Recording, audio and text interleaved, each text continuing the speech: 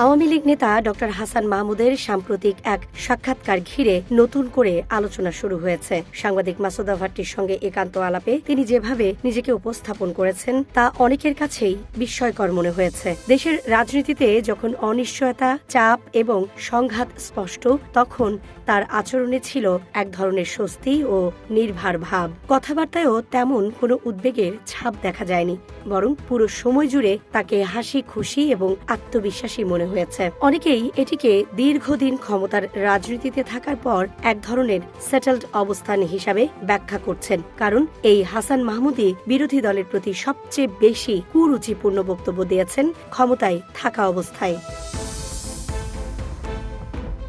সাক্ষাৎকারে আওয়ামী লীগ নিষিদ্ধের বিষয়টি নিয়ে তিনি বলেন, এটি একটি ন্যাক্কারজনক সিদ্ধান্ত যা গণতন্ত্রের মৌলিক চেতনার বিরুদ্ধে যায়। তিনি দাবি করেন, দেশের বড় একটি জনগোষ্ঠী যে দলকে সমর্থন করে সেই দলকে নিষিদ্ধ করা মানে জনগণের মতামতকেই অস্বীকার করা। তার বক্তব্যে বারবার উঠে আসে যে এই সিদ্ধান্ত শুধু রাজনৈতিক নয়, বরং জনমতের ওপরও সরাসরি আঘাত। এই প্রসঙ্গে তিনি বাংলাদেশ জাতীয়তাবাদী দলের ভূমিকাও প্রশ্নবিদ্ধ করেন। তার মতে বিএনপি শুরুতে এই সিদ্ধান্তের বিরোধিতা করলেও পরে অবস্থান বদলে ফেলেছে। এতে রাজনৈতিক সততা নিয়ে প্রশ্ন তৈরি হয়েছে বলে তিনি মনে করেন। তিনি বলেন, আওয়ামী লীগ আশা করেছিল বিএনপি অন্তত তাদের পূর্বের অবস্থানে অটল থাকবে, কিন্তু শেষ পর্যন্ত তারা সরকার পক্ষের সঙ্গে সুর মিলিয়েছে।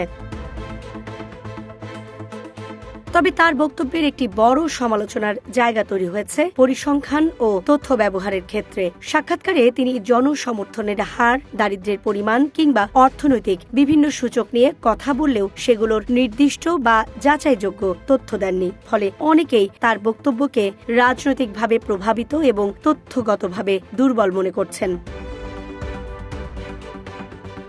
আন্তর্জাতিক প্রেক্ষাপট নিয়েও তিনি কথা বলেন। তার মতে বর্তমান বিশ্ব পরিস্থিতি, বিশেষ করে মধ্যপ্রাচ্যের সংঘাত সহ নানা ইস্যুতে এতটাই ব্যস্ত যে বাংলাদেশের অভ্যন্তরীণ রাজনৈতিক বিষয়গুলো আন্তর্জাতিক অঙ্গনে তেমন গুরুত্ব পাচ্ছে না। তবে এরপরও তিনি দাবি করেন, মানবাধিকার, বাকস্বাধীনতা এবং আওয়ামী লীগ নিষিদ্ধের মতো বিষয় নিয়ে বিভিন্ন আন্তর্জাতিক সংস্থা উদ্বেগ প্রকাশ করেছে এবং এই ধারা অব্যাহত থাকলে আন্তর্জাতিক চাপ আরও বাড়তে পারে।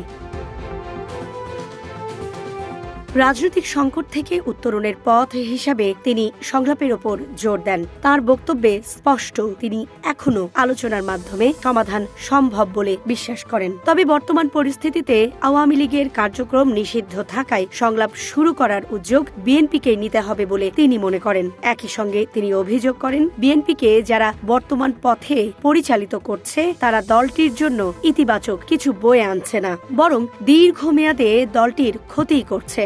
দেশের সামগ্রিক রাজনৈতিক পরিবেশ নিয়ে কথা বলতে গিয়ে তিনি ন্যাশনাল রিকনসিলিয়েশন বা জাতীয় পুনর্মিলনের প্রয়োজনীয়তার কথা তুলে ধরেন। তার মতে দীর্ঘদিন ধরে হেইট পলিটিক্স, কনফ্রন্টেশন এবং পারস্পরিক অস্বীকারের রাজনীতি সমাজকে বিভক্ত করে ফেলেছে। এই পরিস্থিতি থেকে বেরিয়ে এসে একটি সহনশীল ও অন্তর্ভুক্তিমূলক রাজনৈতিক পরিবেশ তৈরি করা জরুরি। দলীয় অবস্থান প্রসঙ্গে তিনি দাবি করেন, আওয়ামী লীগ নিষিদ্ধ থাকলেও সংগঠন হিসেবে তাদের কার্যক্রম থেমে নেই। দেশের প্রতিটি স্তরে, ঘরে ঘরে এবং মহল্লায় দলটির উপস্থিতি রয়েছে এবং কর্মীরা নিজ নিজ অবস্থান থেকে সক্রিয় আছেন বলেও তিনি উল্লেখ করেন।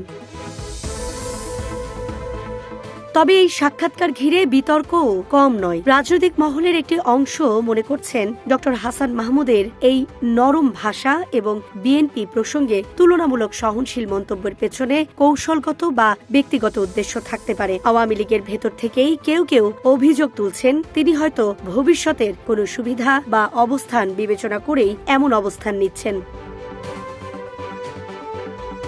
সব মিলিয়ে এই সাক্ষাৎকার শুধু একজন নেতার ব্যক্তিগত মতামত নয়, বরং বর্তমান বাংলাদেশের রাজনৈতিক বাস্তবতা, বিভাজন, অনিশ্চয়তা এবং সম্ভাব্য সমাধানের পথ নিয়ে নতুন করে আলোচনার জন্ম দিয়েছে। Desk report, Dhaka express.